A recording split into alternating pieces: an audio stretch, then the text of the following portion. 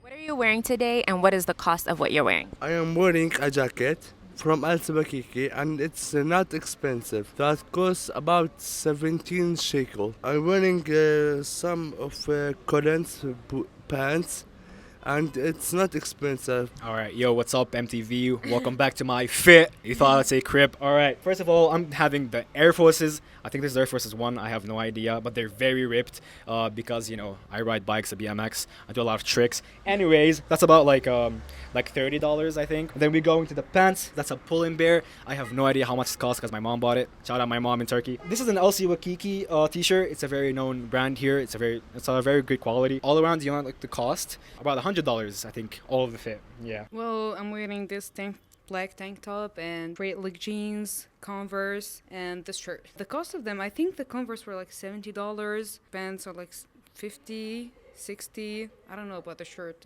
A long sleeve shirt with trouser and the shoes and the scarf.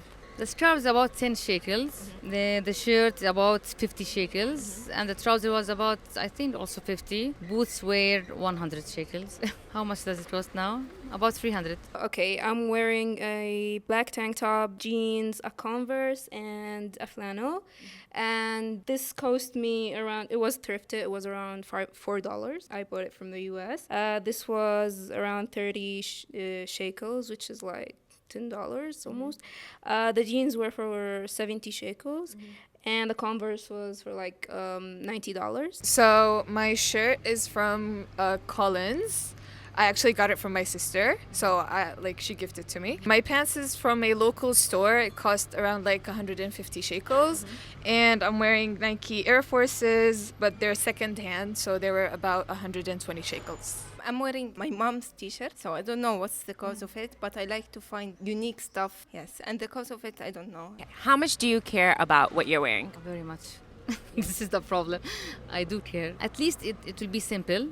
Not very much cost, but sometimes I do pay for the shoes.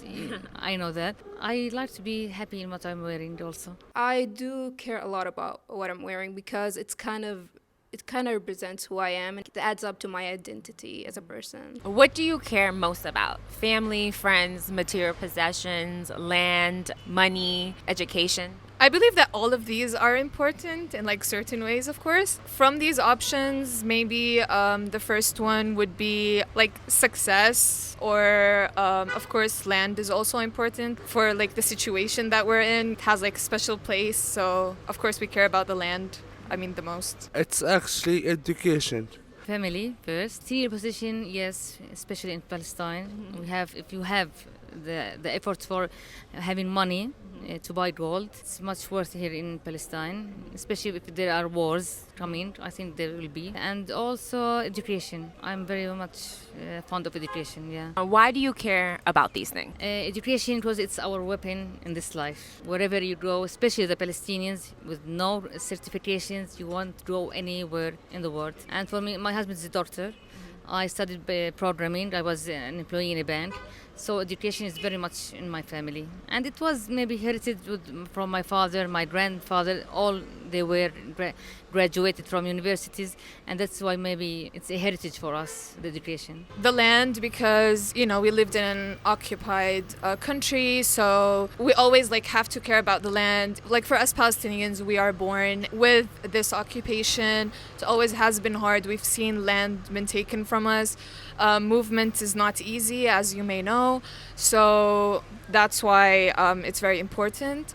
And of course success, because I have dreams. I want to accomplish these dreams. Do you have hope for the situation here in Palestine, and do you believe that Palestine will be free? All right, to answer the first question, I mean, it's very important to have hope for anything in life. Do I think Palestine will be free? Heck yeah, will be free. Hell yeah. I mean, the thing I'm so sure about is that every single military power, every single strong military power that has ever existed, it has vanished. Something else came before it, and after it is gonna go like every other occupation. It's kind of hard to give an answer to this question because you want it to be free. You want the whole situation to change, but the situation is not giving a good hope of the future you're imagining. I wouldn't say it is impossible, but I would say it's kind of hard. I used to have hope, but when I started seeing how people actually think, and the Palestinian people fight, they fight over the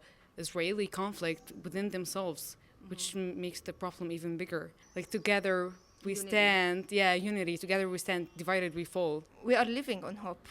Without hope, we will surrender. So hope keeps us going, keeps us not feel frustrated, feel optimistic. Just hope. It's a fire inside our heart, so we have to have hope for this situation. If not now, we will teach our kids, the next generation, and it will continue. Why don't other Arab countries support Palestine, and how does that make you feel as a Palestinian? I never hope that other Arab countries will support us in anything.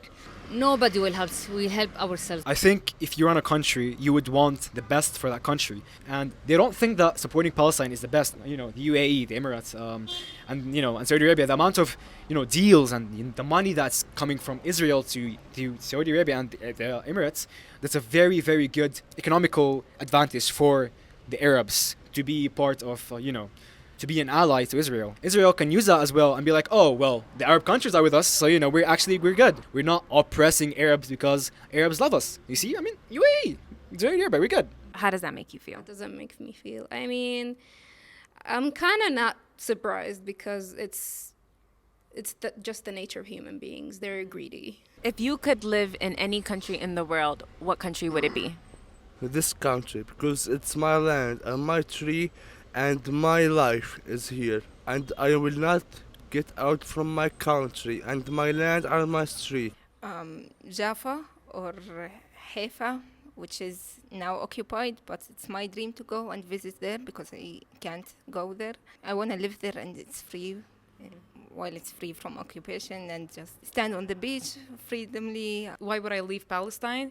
To get more freedom, to feel myself more. Most of the people here judge you, and this place is just so strict.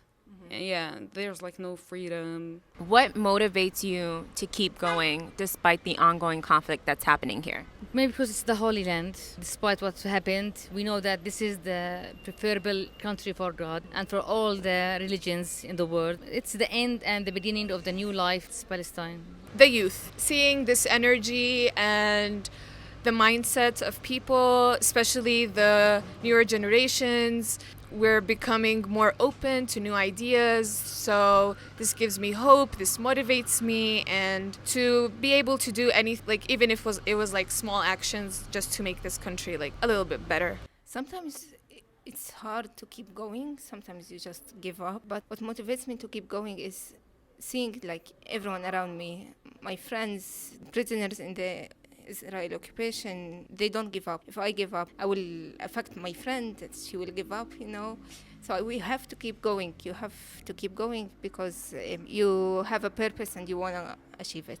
For our viewers who are in the US and Europe who consider the Palestinian resistance to be terrorist organizations because of biased US media, Western media, as a Palestinian, what's something you would like for people to know about the situation here? The situation here, I know it has a lot of obstacles, especially in moving from place to place, especially in the West Bank or in the Jerusalem. I have a Jerusalem ID, but if I wanted to come to the West Bank, I have also to go through the crossing boards. I know it's difficult for the other people.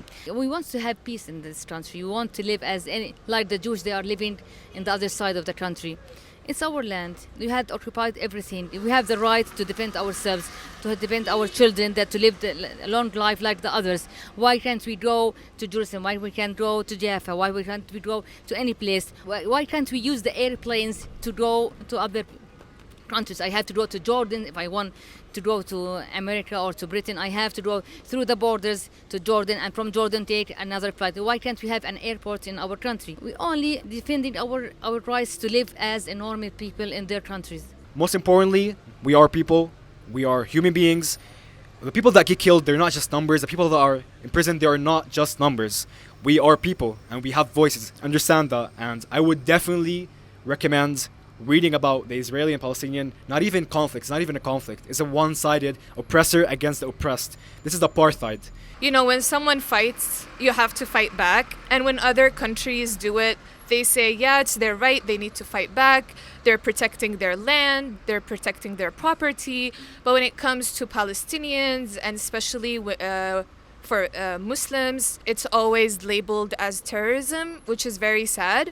Occupation occupied not only our land, they occupied our feelings of happiness, of our freedom. They occupied every little detail, even it's not noticeable, but they occupied it. For people who are watching in the US and Europe who don't know much about the occupation here in Palestine, what's something you would like them to know about Palestinians?